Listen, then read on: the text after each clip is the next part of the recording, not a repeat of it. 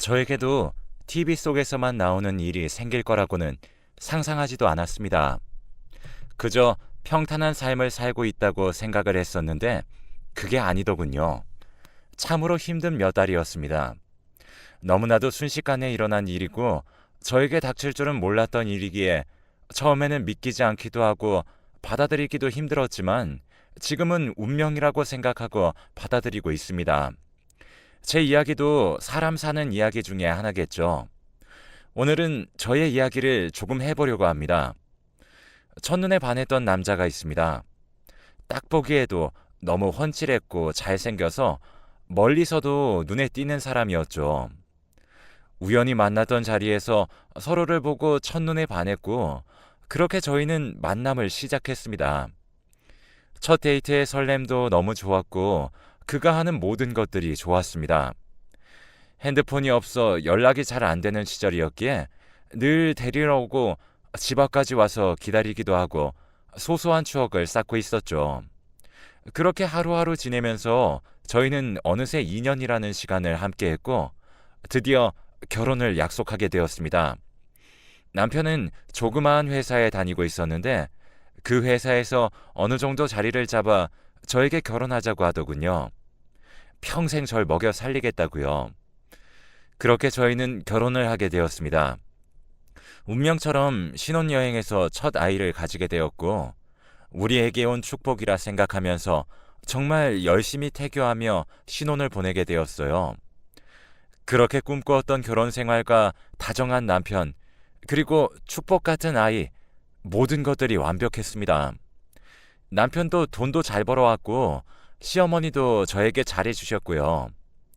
그때 당시에 저의 친구들은 고부 갈등으로 정말 문제가 많았는데 저에게는 그런 것도 없었죠. 남편도 저희 집에 잘했고 저도 시댁에 잘했습니다. 남들이 흔히 부르는 화목한 가정, 그게 바로 우리 집이었습니다. 우리 가족 아픈 것 하나 없이 그렇게 육아를 하면서 하루하루를 보냈습니다. 참 어떻게 보면 단조로운 삶이었죠. 제 아이는 남편을 많이 닮았습니다. 하루하루 커가면서 남편을 많이 닮아갔고 저를 닮은 구석이 없어서 조금 섭섭하기도 했죠. 그러다 저는 둘째를 가졌습니다. 둘째는 다행히도 저를 많이 닮은 딸이었고 예뻤습니다. 오빠와 잘 지내기도 하고 서로 싸우기도 하면서 그렇게 커갔죠. 그렇게 우리 집은 완벽한 듯 보였습니다. 그러던 어느 날이었죠. 유치원에 둘째를 업고 첫째를 데리러 가는 길이었어요. 그날까지도 저는 앞으로 닥칠 일들을 전혀 예상하지 못했었습니다. 그렇게 아이를 데리러 갔는데 첫째 아이가 보이지 않았습니다. 선생님께서도 바로 앞에 있었다고 하고 아이는 보이지 않고 정말 한순간에 정신을 잃을 만큼 아득해졌죠. 그렇게 저는 아이를 찾아 돌아다녔고 선생님께서도 찾아 헤맸습니다. 멀지 않은 곳에서 발견이 되었던 저희 아이 옆에는 웬 제 나이 또래의 여자 한 분이 계셨습니다. 제 아이의 손을 잡고 무언가를 이야기하는 느낌이었고 제가 아이의 이름을 부르자마자 그 여자는 놀라서 뒤돌아 뛰면서 사라지더군요. 물론 그때는 아이를 발견했다는 생각에 솔직히 아무 생각이 들지 않더라고요. 그 여자를 쫓을 새도 없이 그렇게 저는 아이를 끌어안고 울었습니다. 왜 여기로 와 있냐? 선생님 말씀을 뭐로 듣는 거냐? 하면서 다그쳤는데 아이가 그 여자 아빠 친구라고 했다고 하더라고요. 저는 혹시라도 납치범일까 걱정이 되었습니다. 그렇게 아이에게 다시는 낯선 사람을 따라가지 말라고 말하면서 확실히 교육했죠. 그때 제 가슴이 너무 철렁해서 아이에게는 정말 수시로 이야기를 한 것 같습니다.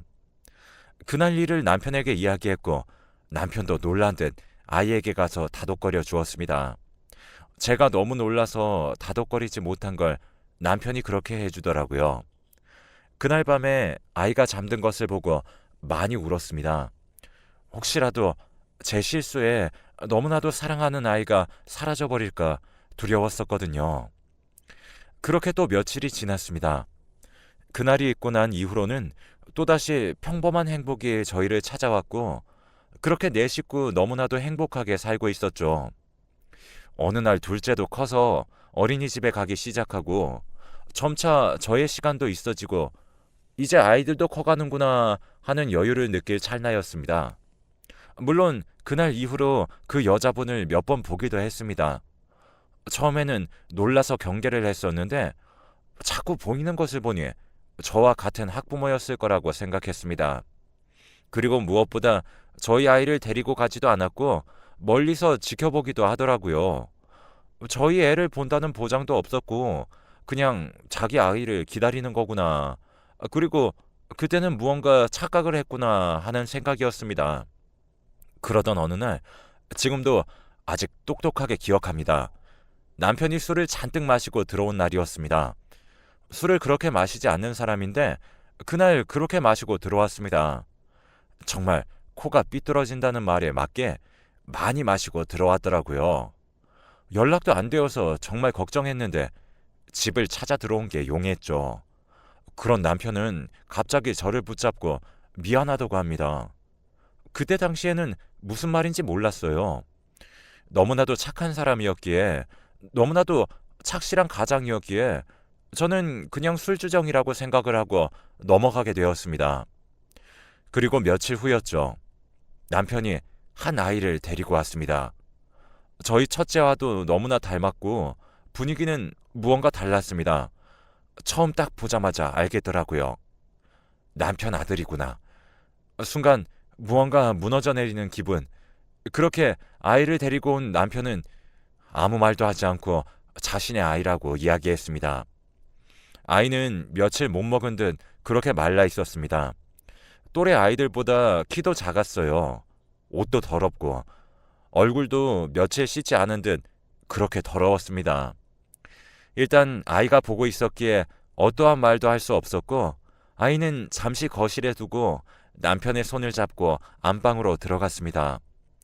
남편은 저에게 미안하다고 했습니다. 어떻게 말도 꺼내지도 못하겠고 전에 만났던 여자의 아이라고 합니다. 자신의 아들이 맞고요. 전 애인에게 임신 소식을 들은 뒤에 고아원에 맡겨졌다는 이야기를 듣고 백방을 찾아 나섰던 거죠. 그렇게 술을 마시고 온 날이 아마 아들의 소식을 들은 날이 아닐까 싶습니다. 저에게 이야기를 하고 아이를 데려오는 게 맞는지 무서웠다고 합니다. 그렇다고 해서 고아원에 하루라도 둘 수 없어서 그렇게 무작정 데리고 왔다고 합니다. 그 사이에 말할 수도 있었는데 차마 입이 떨어지지 않아서 말을 하지 못했다고 합니다. 이게 말이 됩니까? 자신도 몰랐다고 합니다. 저는 이상했습니다. 저 아이 나이가 어떻게 되냐고 물어보니 저희 아이와 동갑이었죠. 더 이상했습니다. 2년을 저를 만나놓고 어떻게 또래 아이가 나올 수 있었던 건지 그렇게 물어보니 전 여자친구가 집착이 아주 심했다고 합니다. 자신의 집 앞에 찾아오는 일도 많았고 깨끗하게 정리를 했는데 그게 안 되었던 모양이죠. 하지만 저를 놓칠 수 없었기에 제가 모르는 선에서 최대한 빨리 정리를 하고 싶었다고 합니다. 하지만 그 여자의 괴롭힘은 계속되었죠. 경찰서에 간 적이 있을 정도로 그 여자의 집착은 어마무시했다고 합니다. 열쇠를 따서 집에 들어오기도 하고 회사에 찾아와서 소리 지르기도 하고 그렇게 일주일에 한 번이나 두세 번 찾아왔던 것이죠. 저랑 결혼한다고까지 이야기를 했는데 그 여자는 안 되겠다며 울고 불고 죽겠다고 하고 정말 여러 가지 협박들이 계속되고 남편은 저랑 결혼을 하면 이 상황을 벗어날 수 있을 거라고 생각을 했죠. 그때 남편에게 그 여자가 제안을 한 거죠. 딱 하루만 같이 있어주면 더 이상의 집착은 하지 않겠다.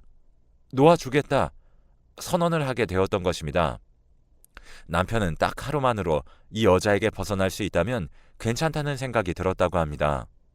그래서 딱 하루만이라는 생각으로 그 여자와 시간을 함께 보냈다고 해요.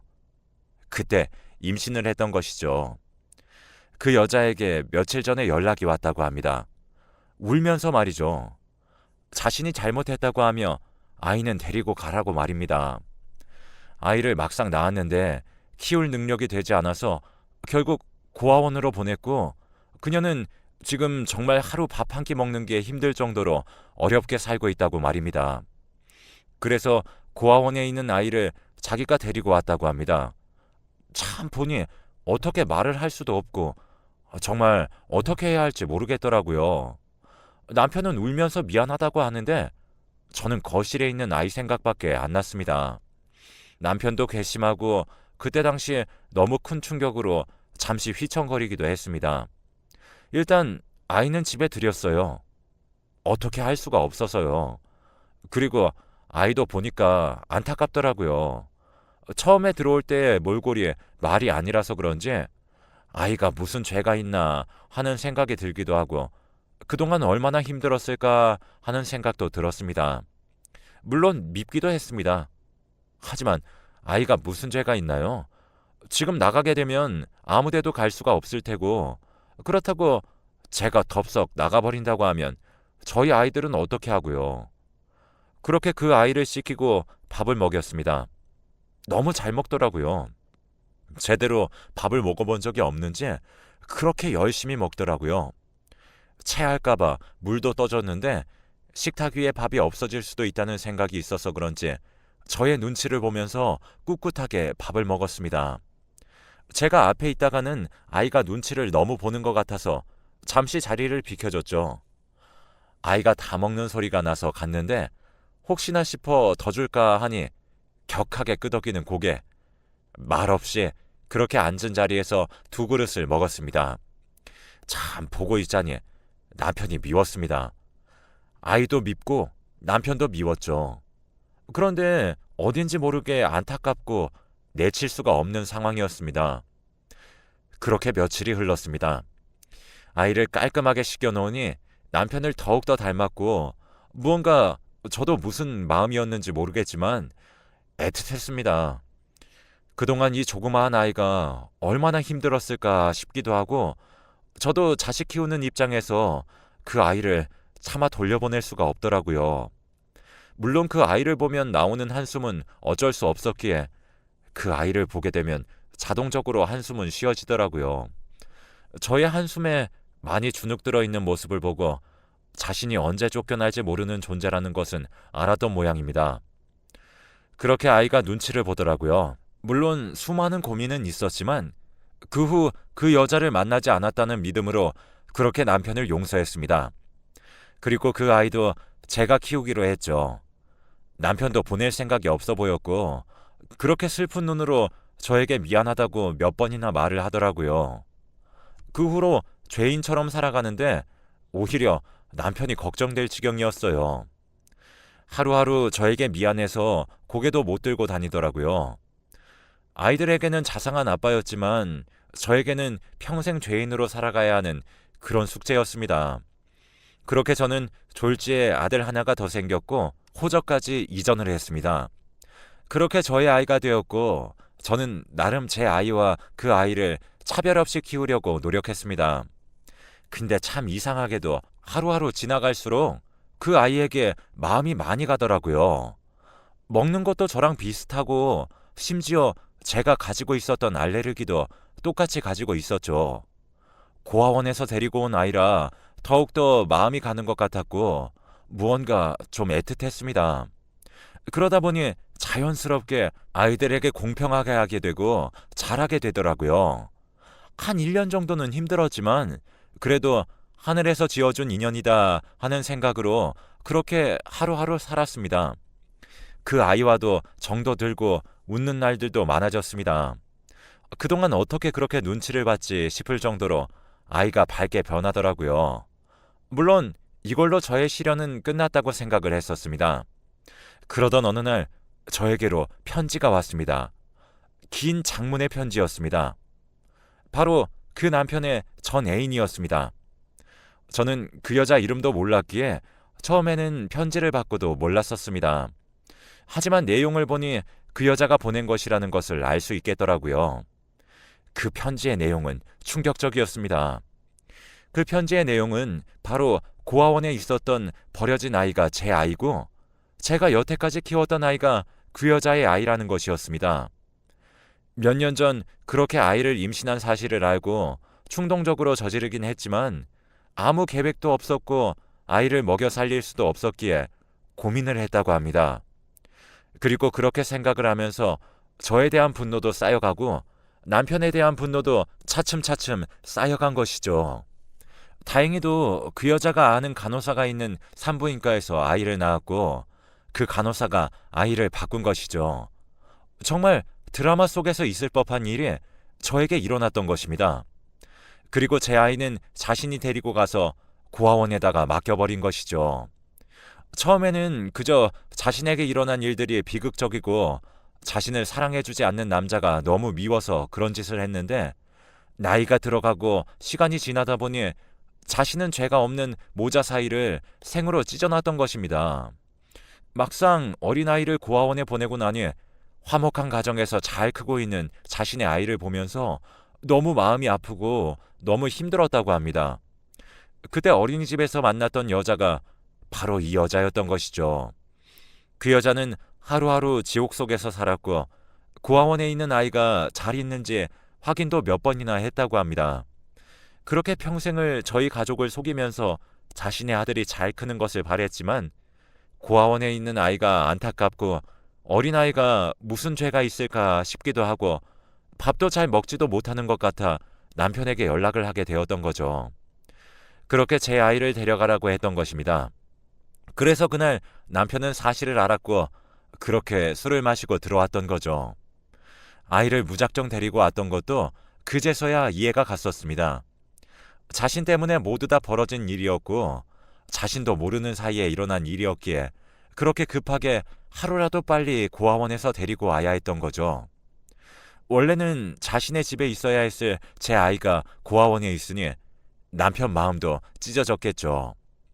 이제서야 모든 것들이 이해가 가고 저랑 같이 있을 때 좋아했던 아이의 모습, 그리고 저와 같은 알레르기가 있던 모습, 말도 안 되게 저와 식성이 비슷한 모습, 제가 키우던 아이에게서는 볼 수 없었던 애틋한 마음, 모두 다 저의 착각이 아니라 저의 아이를 제가 알아본 것이었어요. 그리고 마지막에 적혀있는 말은 자신은 이제 모든 것을 고백했으니 그만 사라지겠다고 합니다. 자식 낳은 엄마로서 저에게 참 미안하다고 합니다. 저는 남편에게 연락을 했습니다. 수소문 끝에 그 여자의 집을 찾을 수 있었죠. 집에 찾아갔을 때는 이미 늦었죠. 이미 그녀는 세상을 등졌더라고요. 아무도 없어서 시신 하나 걷어줄 수 없는 그런 삶을 살았고 그 방을 돌아보니 너무나도 안타까웠습니다. 정말 사람 하나 누울 수 있는 공간, 그곳에서 옷가지 몇 개만 발견이 되었는데 그 사이에 저의 아들 사진과 자신의 아들 사진밖에 없더라고요. 물론 이러한 죄를 용서해 줄 수는 없지만 이 사람도 참 평탄하게 산 건 아니구나 하는 생각이 많이 들었습니다. 그렇게 저희는 그 여자의 장례를 치러줬습니다. 남편도 울더라고요. 저보고 왜 이렇게까지 해주는 거냐며 울더라고요. 참 저도 안타깝기도 해서 울었습니다. 그리고 집에 돌아와서 저의 아들을 보며 그렇게 자는 아이를 껴안고 울었습니다. 엄마가 있는데도 고아원에서 살아야만 했던 내 아이, 처음 봤을 때의 몰골은 아직 잊히지 않았죠. 다시 생각해보니 가슴이 미어지더라고요. 눈치를 보면서 밥을 먹었던 것, 그 모든 게 저에게는 빚으로 꽂혔습니다. 남편도 처음에 들었을 때 알고 있었다고 하더라고요. 자신의 아들이 고아원에 있다고 했을 때 저에게 어떻게 말을 해야 하며 자신 때문에 제 자식이 멀쩡히 부모가 살아있는데도 고아원에 가야 할 상황을 누가 이해하겠냐며 그렇게 저에게 말하더라고요. 하나도 충격적인데 두 가지를 같이 말하려고 하는 게 차마 입이 떨어지지 않았다고 합니다. 그렇다고 자신도 아이 둘이 있는데 그 아이 중 누구 하나를 좋아해 줄 수도 없고 보기도 힘들었다고 합니다. 아이 둘을 볼 때마다 마음이 아팠고 그 여자 집착에서 벗어나고 싶다고 해서 그 여자와 하룻밤을 같이 있었던 자기 자신도 용서할 수가 없었다고 해요. 그때는 그게 최선이라고 생각을 했는데 그 하룻밤 때문에 한 생명이 태어나고 그 한 생명 때문에 다른 생명이 제대로 되지 않은 삶을 살아왔다는 게 너무 힘들었다고 합니다. 저는 모든 것을 묻기로 했습니다. 어떻게 보면 남편도 피해자이고 그 여자분의 분노로 인해서 생긴 일이고 자신도 몰랐었기에 그렇게 과거는 묻기로 하고 저희는 다 같이 살기로 했습니다. 다행히도 아이들은 잘 적응하고 지내고 있습니다. 하루하루 지내면서 같은 또래라서 그런지 서로에게 심심하지 않게 놀아주기도 하고 둘 다 아빠를 닮아서 누가 봐도 형제로 보이기도 합니다.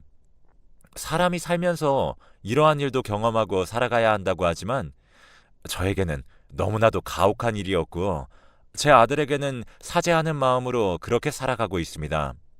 물론 저의 잘못은 아니긴 하지만 부모는 자식 앞에서 죄인이 된다는 게 참 맞는 말이더라고요.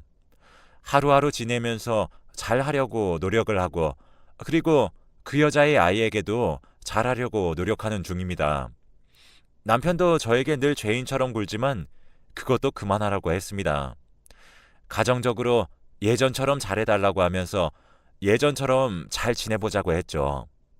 그리고 저희에게는 아들 하나가 더 생겼다는 걸 축복으로 여기자 했죠. 물론 한순간에 그런 결론이 난 건 아니고 저도 1년 정도 고민했습니다. 이미 벌어진 일 어떻게 하겠어요? 제가 다 감당하기로 했어요. 인생은 이렇게 언제 일어날지 모르는 시련으로 가득한 것 같습니다. 그나마 늦지 않고 어릴 때 돌아온 저의 아이에게 감사하며 저는 이 아이들을 잘 키워보려고 노력하고 지내려고 합니다. 어디에다 말을 할 수가 없어서 이렇게 글로 적어보는데 이제야 저도 속이 좀 트이는 것 같네요. 그동안 아무에게도 말 못해서 정말 답답했었거든요. 긴 글 읽어주셔서 감사하고 늘 가정에 행복이 가득하시길 바라겠습니다.